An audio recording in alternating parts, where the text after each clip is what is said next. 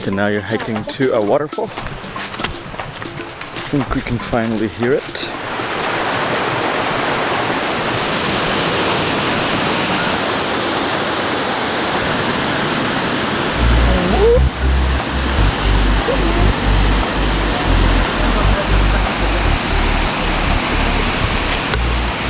we're about to go into this gorgeous waterfall. These cute little dogs came up to us, started playing with us. Time to get in the waterfall.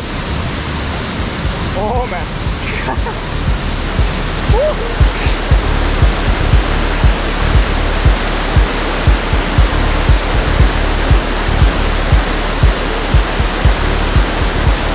That was one of the coolest things I've done in Thailand.